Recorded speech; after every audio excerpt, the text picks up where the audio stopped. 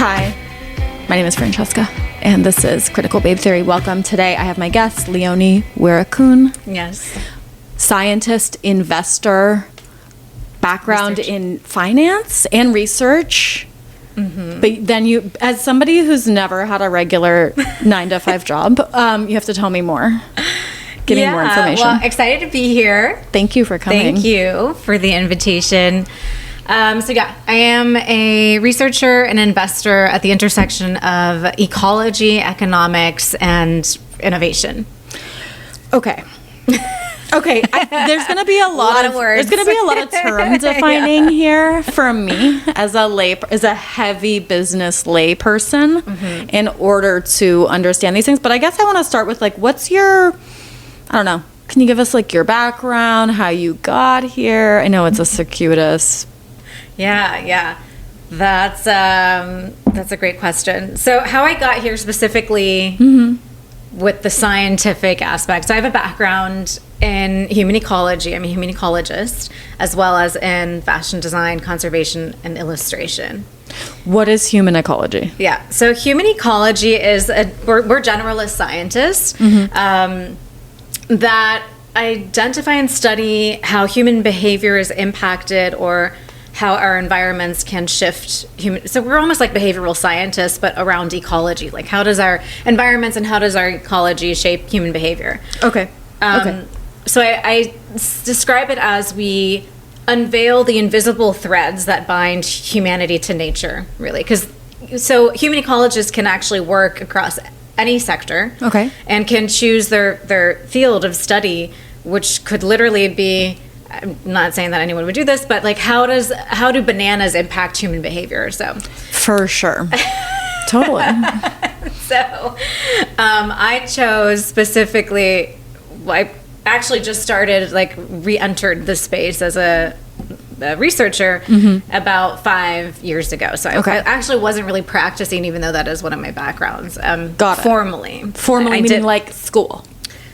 No, I have an academic education in it, but formally I mean for a company. I was always I was an entrepreneur, operator, then investor, and then went back into science, even though I worked as a human ecologist, as a volunteer, though, for a lot of... Okay. So I'll stop there. Wait, hold on. I'm so confused. You just the confusion level. What's an operator? You said it between...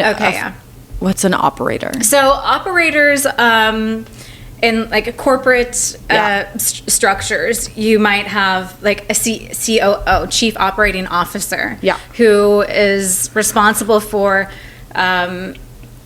really building out the operational efficiency and systems of a company. And so as an operator, I was doing that with startups, with companies for about a whole decade prior to jumping back into science. So kind of overview, getting the company to function efficiently, like a little organism. Yeah, exactly. Okay, great. I like that. Okay. So you have a business background? By default, because while I was still in college, I went to the University of Texas at Austin. I ended up getting an amazing opportunity to be on the founding team of this little company called Formula One, Austin. So then I read that, and I was like, I don't understand. Yeah, so you're talking about F1 racing, a.k.a. the Brad Pitt movie? Is that what you're talking about? Yeah. Okay, I don't, what were you doing for them? Yeah, so I was a first employee. So I was sort of on the founding team to bring Formula One to the United States. Whoa. Yeah, and so part of that was really, how do you build a new market around this sport in a country that is is really into NASCAR, I would say. That's no offense to anyone who's that's. I'm gonna say it, not you. Trashy cars. America's into maybe I would say trashy cars versus fancy cars. So there are definitely stigmas around a specific sport, and so that's. So you came on to be a founding member to bring F1 to the States, which I would say, based on the Oscar noms, you succeeded. Well, yeah. So this was a whole. Initially, very few were really supportive of this endeavor. Okay. I was brought on by the founder of Formula One Austin. So we built Circuit of the Americas, which is a multi-sports facility in Austin, Texas. Okay. And that's how we were able to bring it to Austin and to the U.S. And we had this vision of where F1 is now over a decade ago, and knew it was going to be a decade-long journey. So that's also part of being a human ecologist, and the work that I do at that intersection is about building new markets, recognizing new markets, and identifying like how do you actually shift consumer behavior or human behavior globally. And this was my very first exposure to that. Okay, so I have some deep questions, but first I have a really superficial question, which is like, how dateable are Formula One drivers? I mean, just from a neutral perspective, not a personal perspective. Like, by dateable, do you mean accessible? No, I guess I mean like, are they fun? I mean, I never dated. I know, I'm not assuming. I'm just saying, like, I assume you've had a higher exposure per capita to Formula One race car drivers than the average civilian. So from that perspective, I think so mind you, this was like over a decade ago, but from my exposure and my experiences and those that I know who have. It's like dating any other athlete, I would say. I think very busy. Okay. But, pray tell, I've never dated an athlete. I know, it's hard for me to wrap my head. Can I like even like make that generalization that all athletes like? No, I think it's accurate, although I never really thought of drivers as athletes, but then it was pointed out to me with a lot of kind of disdain that their neck strength has to be so profound to deal with the amount of G-force. G-force. I was going to be like G-force with quotes, because to me, it's a real thing. Because when guys say stuff to me, I'm like, they're like, the G-force was epic, and I'm like, you're making that up. Nope, it's real. That's real. Okay, G-force is real. Okay, noted. I'm going to put that in the Rolodex. So they have like these big necks is what I've heard, but you don't have to weigh in on that necessarily. I don't know if I ever observed the difference in the variety of necks, but that sounds stressful to me to be a Formula One racer. Yeah, it is. It's a traveling circus. Ooh, that actually sounds deeply appealing to me, to be part of a traveling circus. But that's because I have a background in clowning. Do you? Okay. I did. I would like to know more about this. Very serious clowning. This is very serious clowning. It's French clowning. So you know. Is this like it's not joking around. No, but it's like miming, like the miming that everybody just makes fun of in like Geico commercials, but imagine like the real original thing. It's a cousin of that, but it's clown, and it's very serious. It's very French. Yeah, and it's not like circus clowning, to be clear. Okay, very different than circus clowning, and like film noir clowns. Sure. Yes. Okay. Like. Clowns get to the pith of things, be it through sadness or joy or anger. But the thing about a clown, and I won't, for just everybody's sake, I won't go on about this ad infinitum. The thing about a clown is your clown is just your shadow self, that like what you would be like if you had not been socialized. So I've met some of those people. Yeah, some people don't need a clown because they just are id out in the world. But my clown is called some kind of yeasty muskrat. Oh. And wears a garbage bag and motorcycle boots and lives in the trash. So you have training for this? I've been trained, yeah. I am a trained clown, yeah. Oh, okay. I didn't know. There's very serious... I actually knew someone when I lived in Luxembourg who went to like circus training clown school. That's going to be a different modality, but also respectable. We have more serious. We hold space for all clowns here. Good. On this podcast. But you also have a performance background. I do. Yeah. Would you like to speak on that or no? Yes, I would. Tell us more.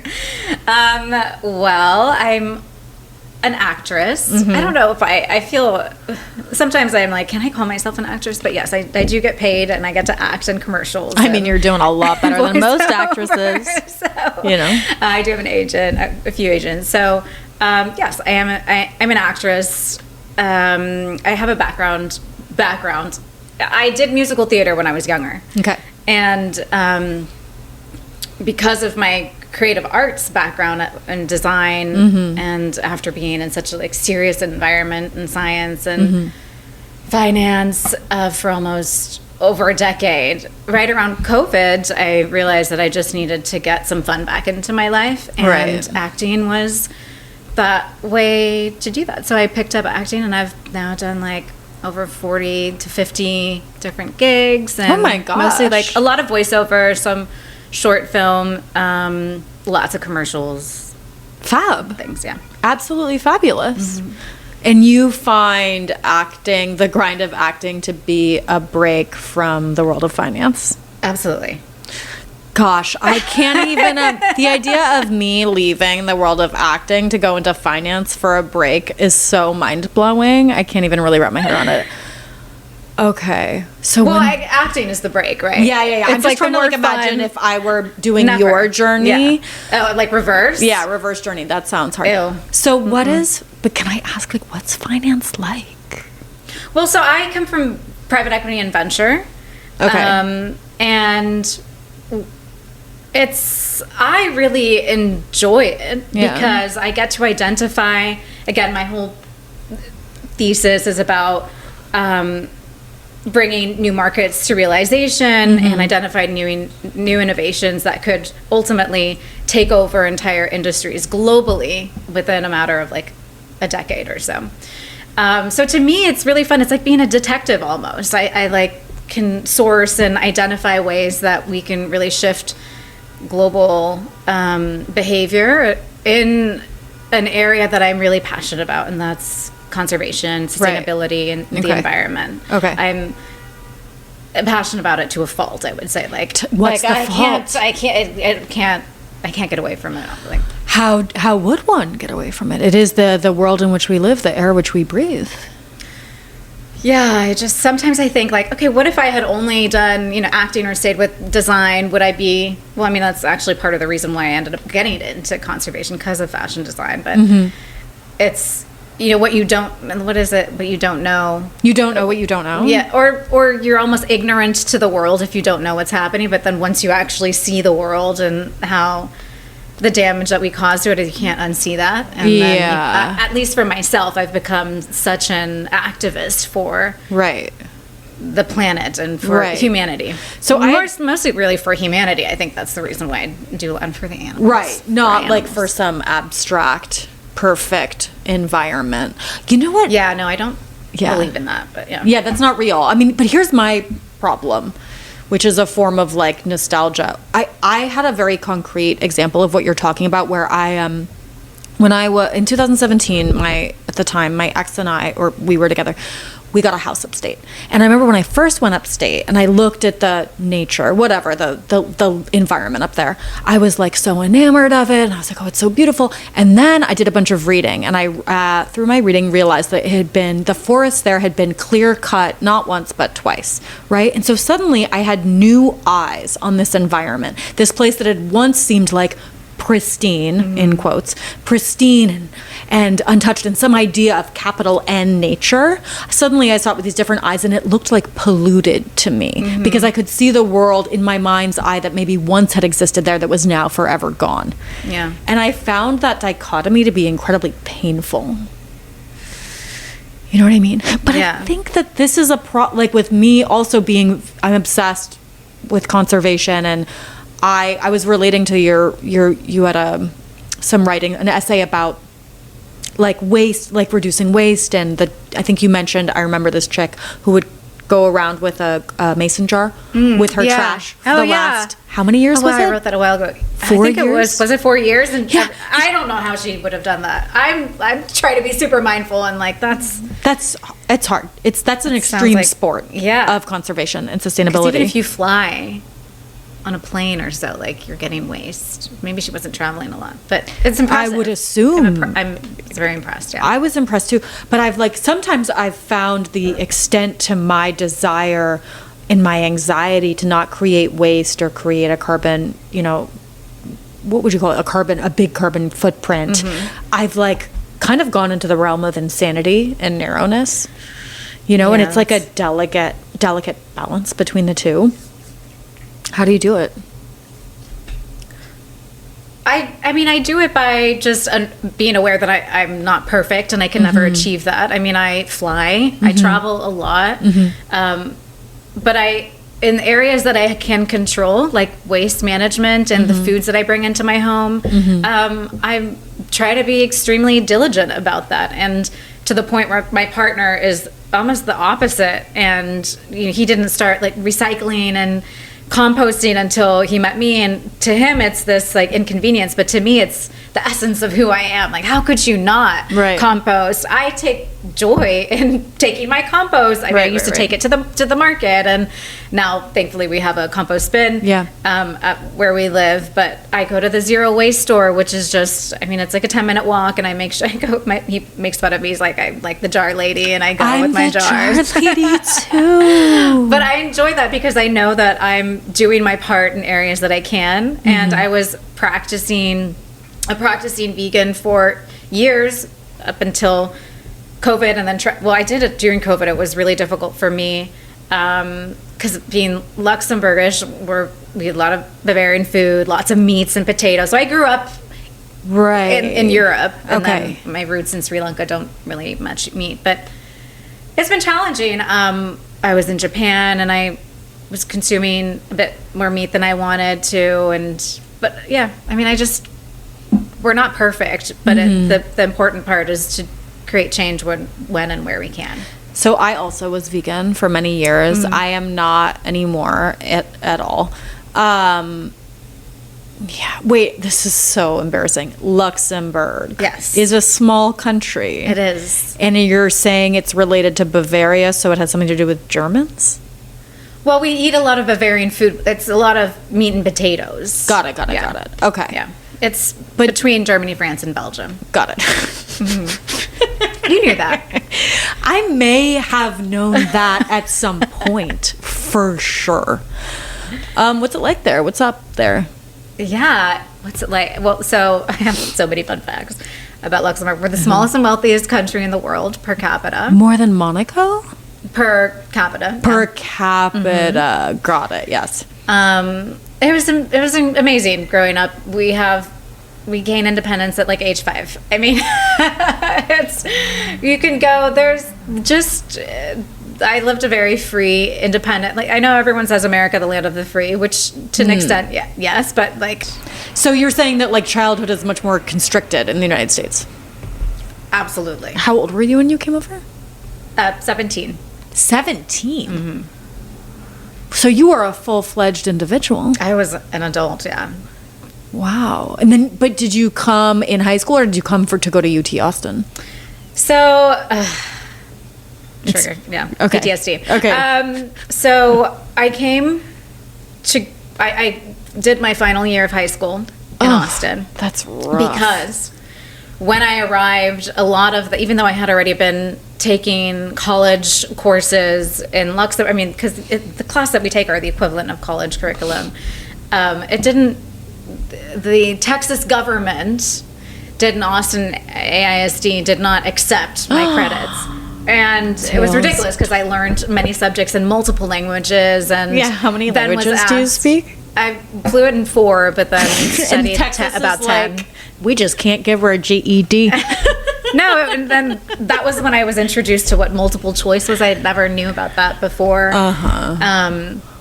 So yeah. Wow. That's wild. Yeah. That sounds like culture shock extraordinaire. It was, also being in Texas and a small town there. Wow. So. I dig Texas. I dig Texas. I'm big sky. I've been reformed, yeah. Oh, reformed from being like, I don't know about this place. To like, I have the full cowboy boots and do the hat. You don a hat and because my family they had my family had a ranch, and so we would go and ride horses when I was younger. Oh my gosh, you're an equestrian? Did you do dressage? I'm absolutely not an equestrian, but I do anywhere there is an opportunity to ride, I will. Got it. So do you ride Western, or do you ride what's the other kind? You ride Western. Mm-hmm. Wow, this just gets better and better. So, and I'm very proud, a proud Texan. Yeah, I mean, how could you not be? I'm a proud Texan. That grew on me. Well, actually, no, because my mother growing up would always listen to country music, and she was very much like a proud Texan when we lived in the U.S. Okay. I moved when I was 5, so in case you're wondering. You moved from the U.S. I was born in Austin. You were born in Austin. Texan, yeah. Wow. How does one get but the Austin to Luxembourg pipeline is not totally... Well, my stepfather is Luxembourgish. Your stepfather. Yeah. Okay, got it. We lived in Canada before. And then he was like, where do we want to go? We want to go to the nicest, wealthiest per capita country in the world. Which I'm so grateful. I mean, if it wasn't for him, I wouldn't... So did you take like the baccalaureate or something? Is that what they give you there? No. It's different? It sounds... Luxembourg, they speak some French there, don't they? Oh, yeah, we speak French, German, Luxembourgish, English, and then Luxembourgish is its own thing? Yes. Is it a dialect or its own language? No, it's its own language. Yeah. That's so fun. It's like a mix of German, French, and Dutch. They really... We're little spies. They're so classy over there in Europe. Lots of castles and cobblestone roads. You were asking what it's like. So, I grew up partying in castles, and... It's just, it was great. A lot of people who are not connected to the culture are like, why would I ever go to Luxembourg? It's so small. And there's a running joke, like, you can only go to Luxembourg if you find it. Yeah. But if you're from there, it's incredible. They're like one of the most international countries, I would say. Okay. Really, at least in Europe, it's considered the melting pot of Europe, because I think it's over 40% of the entire population are immigrant. Really? And then... the rest. So we have a very small population of actual Luxembourgers who speak Luxembourgish. Who are, quote unquote, ethnically Luxembourgian. Because most people will go there for work, and you get a lot of international, even Americans, but many of them will go to international schools. But I went to the public school because my father is Luxembourgish. Okay. So he was like, you're going to integrate and learn the language. And I feel like, I hope you don't get mad at me, and if you do, we can talk it through. I feel like you're kind of like, you had the globalist dream growing up. Do you know what I mean? I was definitely, in the sense of being able to see the world and experience culture, privileged in that sense. I definitely was, because then I also got to, I spent my life growing up, and even now, really splitting my years between the United States and Europe, and then Asia, Sri Lanka. So was definitely fortunate in that sense, but there's a lot of other, whatever. We'll leave it at that. Okay. I don't know. It sounds pretty... a lot of sacrifices, I would say. Moving around all the time. It sounds pretty chic to me. Do you know what I mean? And that's what I think, like, when Tucker Carlson and stuff, they're talking about globalists, like, I don't know what they're actually talking about. Yeah. I think what they're talking about is, like, it's supposed to be, like, a veiled insult, or it's, like, I think they really just mean, like, rich people. Like, really rich people. Yeah, maybe that's the assumption, but we were not rich. Yeah, totally. And my family made a lot of sacrifices to, like, I was separated from my brother. I was separated from my family in order to put me into school, because they couldn't afford to put my brother in school, and he went to the U.S. So we're like social experiments. Like, my brother grew up in America with an American family, and I grew up in Europe and became European. And can you give us a final consensus on how you think that worked out between the two of you? There's no control group here technically, but okay, got it. Just in case. But everyone who knows me knows how I feel. Okay. Well, I don't know. I think it sounds cool. Yeah. But it sounds cool to me. Yeah, I was like just a kid who would read fantasy books all day by myself. In one house. Yeah. Oh, you did too. So that's an international issue. Yeah, but just dreaming of some other different, better place. Although the place I'm from, I still think is fab, even though it's been completely decimated by the tech industry. I'm from San Francisco. Having dreams, like growing up in Luxembourg, in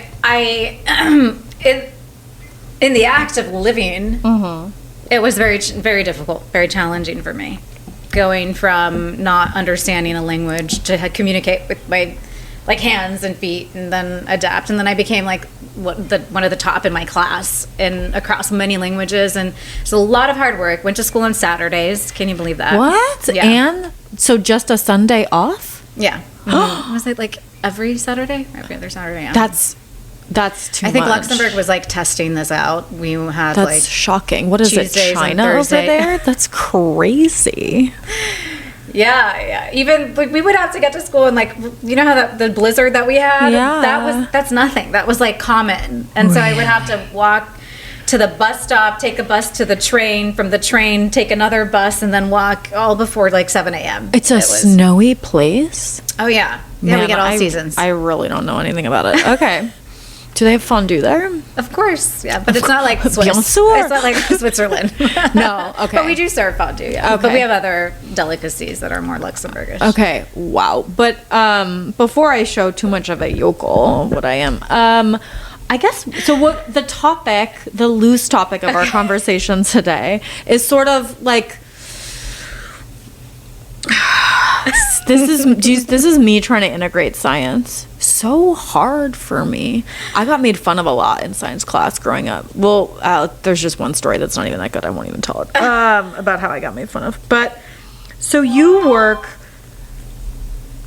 and I have like a whole list of terms I need to find, which we don't necessarily have to define all of them, but just that your work specifically around how marine ecology and also maritime societies have kind of like understanding of different ecological systems and how that would be helpful to generate in conjunction with tech. Wow. Is that good? That was really good. Oh, okay. Somewhat. Okay. I know the piece that you read, it was on economist impact, that was specifically tailored for an ocean piece. So they wanted me to only talk about marine intelligence, marine science. Got it. So that's not your sole focus. No, not at all. So we actually, Kinetik, which is my firm, focuses on translating nature's intelligence into commodities, new markets, and new economic opportunities, period. Right. And I decided to actively pursue that in very vulnerable communities and countries, because I realized as a human ecologist that is where a lot of the intelligence was sort of dormant. So marine intelligence is one of that, which what the piece described. But the reason for that is, and like why do we care about nature's intelligence, is because nature actually informs half of global GDP, which a lot of people are not aware of, beyond just like needing to provide clean air, clean food and water. But can you tell me, first of all, GDP, a mysterious concept to me, gross domestic product. So what global domestic product. Okay, so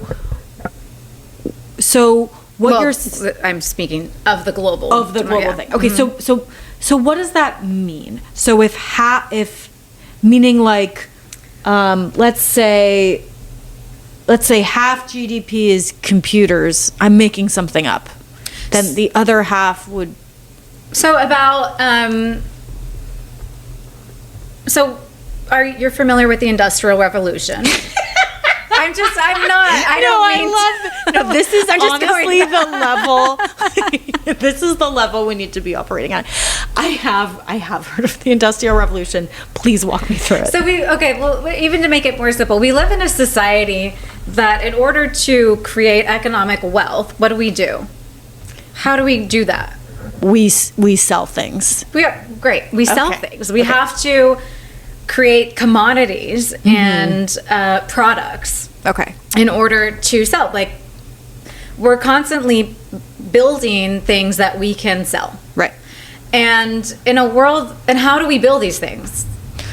I think it happens in factories from raw materials. Yes, exactly. Supply chains. It's one of the ways, to distribute the things that we sell. So we access and we extract raw materials to constantly build and create and sustain these systems that we've built to pay taxes and be able to afford homes and be able to pay for food and all of that. And so our entire economy is built on that. And I'm sure you've, not to get too far into this, but I know about like the war in Iran and what's happening. And it controls a lot of oil through this. So the Hormuz Strait. And this is mostly, it's not that like that the world is missing oil specifically from Iran. Maybe some people are, but it's mostly that it can't be transported right now. That's the main issue, right? That about a fifth of the world's oil is not able to be transported through the Strait of Hormuz. Am I saying? Yeah, exactly. Okay. Mm-hmm. So, so that's just... I forgot. How did we get there? Onto this? Francesca was global GDP. You're asking about GDP. Yeah. Like if nature informs about half of GDP, what is the other half? I think you asked. So that's from Okay. So I guess just the distinction between what is GDP that comes from nature versus GDP that wouldn't come from nature. Yeah. So the GDP is, for instance, like products, materials, right? Mm-hmm.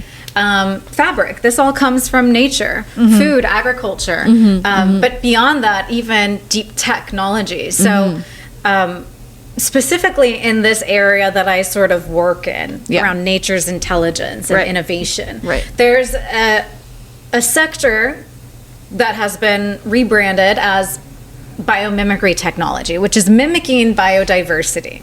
Mm-hmm. Mm-hmm. Biomimicry is about looking at nature's ecosystems and then mimicking how it produces, how it creates. So if we think of like camouflaging and like how octopus can, like we've been trying to sort of mimic the things that nature has been doing for millions and billions of years. And a lot of the technologies that exist around us actually have been created because we have studied that intelligence. So the most common example that I would give is like cleaning supplies. Cleaning supplies, like a specific, I'm just simplifying here, like cleaning, spray. Cleaning spray, like for surface, is because scientists had studied how lotus leaves repel water.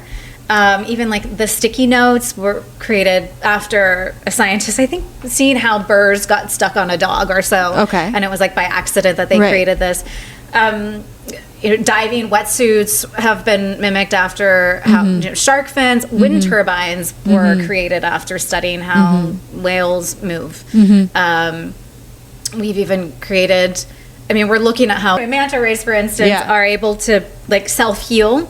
So we look at nature and study them or even kill them, really, to study about how can we as humans be able to adapt these superpowers. But I guess with a thing that's so... And those are the products that then inform, half of our GDP. Okay, got it. Biomimicry. I guess what I look at... What would be a concise way of thinking about this? Like, when I look at, say, a hummingbird, right? Yeah. A hummingbird is such an astounding little machine. Truly astounding. And we are nowhere near making anything as finely tuned and as rapidly, like we don't have any machine anywhere near a hummingbird. And I guess my inclination would be like, well, why do we even have to try, man? I agree. Why not just let nature exist? Yeah. Or why do we have to try it? Yeah, like why not just let nature exist? Like that's what I don't get. And this is obviously not a good analogy, but like, the robot dogs? I'm like, yo, we have dogs.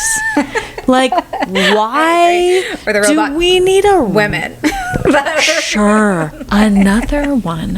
Why do? And I recently rewatched Ex Machina. Yeah, and I was just like, this makes me think of permaculture, which I studied somewhat during the pandemic. But did? Yeah, by studied I mean I read books, but I had really young children, so it's like my brain sort of had large gaping holes in it. But what I remember when I read about in permaculture was like this one very simple salient point this author had was that like the great thing about having two horses is that who are like horses that are helping you with labor, right? They're pulling plows or whatever. He's like, the great thing about these horses is like they will reproduce for you and they'll create you a third horse that might be able to help you with your work, and they just do it on their own. He's like, but unfortunately, if you have two tractors, two tractors are not going to come together. And so the energy input you have to do to get another tractor, another machine. Whereas if you're using like natural systems, it's just going to do it for you with such a lower energy expenditure. Yeah. So I think about that all the time. And I'm like, why are we making these things? So you're absolutely right. And you're hitting on a core principle of what my work really looks at, and that's systems thinking, systems change. So permaculture is very similar, though that focuses mostly on agriculture. But if you apply the same methodology across all other natural ecosystems, you can get the same response. So it really is about the inputs and outputs. So creating regenerative spaces. Yes, where you don't. It doesn't require as much output, really, right, to deliver on the same results. So it's creating more natural and efficient energy, optimized or efficient systems for a specific result. Exactly. And sorry, you know what this makes me think about is like those mushrooms that eat plastic. Yeah. Could save the world. Yeah. I mean, I don't know how that's going. All I heard was just mushrooms eating plastic. I don't know about the nitty gritty, but to me, it's like we have a huge problem. So it would be a way to like use nature, but in a technological way. Absolutely. To like solve an issue. Yeah. So that is also touching on biomimicry. So you're looking at natural functions of mushroom that maybe they're not eating plastic, but they're also digesting other biomes and systems, right? Bacteria and or microorganisms. So, but then like so it's really thinking about how can we recreate what this organism is doing in a way that's more that's regenerative, that requires less output, but gives us a equal or if not greater deliverable. And yeah, I mean, I think I know of one company that is creating like diapers that have the same mushrooms that can like eat the diaper. Yeah.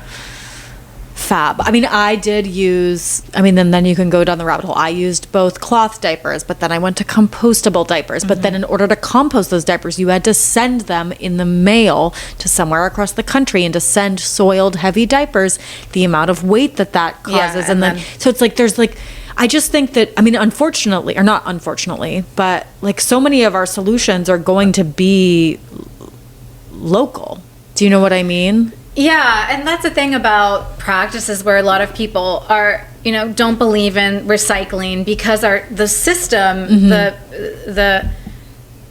the supply chain of that is really broken. And not that it's broken, but it can't host the amount of demand that exists. And then where does that go? And nobody really, if the user itself isn't recycling properly, then it creates more work. But the concept of it is great. The concept of being able to send these diapers that are compostable to a company, or if it was local, then you'd say absolutely yes. And so I think the challenge is because these industries or these products and are essentially considered as new markets, right? Because they haven't really been tested across our supply chains and demand, and so that means that they receive little funding and have to compete with other more practical solutions, and cheaper, more practical, easier to deal with at first, more frictionless. Exactly. And so that can create then consumer habits, right? So that's why with Kinetik, I really try to focus on how do we shift consumer behavior first and foremost? Like what are they looking for, and how can this intelligence meet that need? I know, but I'm worried that the consumer always just wants the cheapest, easiest thing. I mean, everybody's so used to like Amazon. I don't know what drop shipping is, but I want to say drop shipping. People are just so used to receiving the thing that they want immediately. Yeah. You're right. I think but it's also cultural. Mm-hmm. In America, it's so accessible. Like in Luxembourg, I mean, we still get Amazon, but sometimes like it's not the next day delivery, or we're not getting our groceries delivered, even if we could. We're aware of our environmental footprint, because that's been embedded in us. Even in Sri Lanka, right? Mm-hmm. We're environmentally friendly, I would say, in this, or like conscious of understanding that nature is like a peer, or something that should absolutely be protected. And whereas I find that difference in America is it's really that the element of protecting and being aware of like your footprint, convenience outweighs that. Yeah, I mean, I feel like there's also just culturally, I can say, like a profound disconnect in America that I think is like aided by consumerism, and maybe even living in cities, even though living in cities is, I believe, like environmentally often more friendly than living in rural areas because of like car usage, accessibility, all that.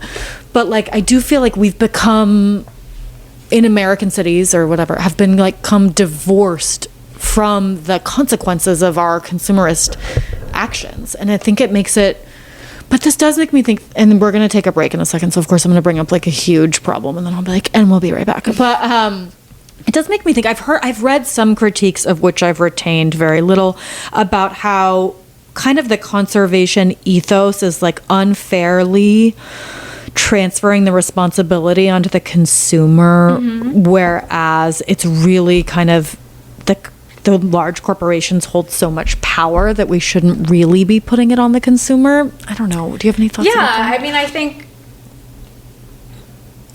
I feel that just being alive, I owe it to the planet. That's my tax of being a human. Right. And so I don't look at it as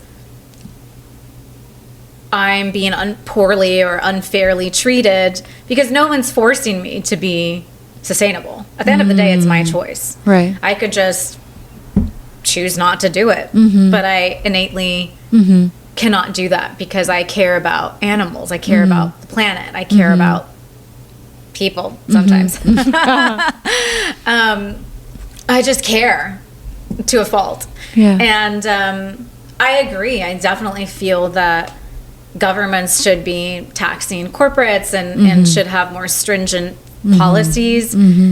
But again, it's about capitalism, right? It's about, a lot of this is about greed, and it's this cyclical space that we have become addicted to as a society, to constantly create, extract. And then, it's human nature to, at least, a lot of women, I think 87% of women have a more sustainable outlook. Really? At least in investing. Okay. The investments that we make, 87% of them are towards like sustainable investments. So I feel like that's also part of human nature, to find that concern, or maybe not. I don't know. Maybe I'm just in this bubble. Yeah. But yeah. So to maybe inculcate that desire to sustain and help, maybe that's kind of like what we need to do society wise, right? Yeah. No, I think that's a great point. Okay, well, with that, I'm sort of like in the back of my mind hearing like the "We Are the World" song. You know what I mean? I'm kidding. Yeah. With that, we'll take a little break. That'd be amazing. You just start like belting it out. We're going to take a little break. And then if you want to hear the second half of this episode, you can go to patreon.com/criticalbabetheory and hear it there. And we will be right back. Thank you.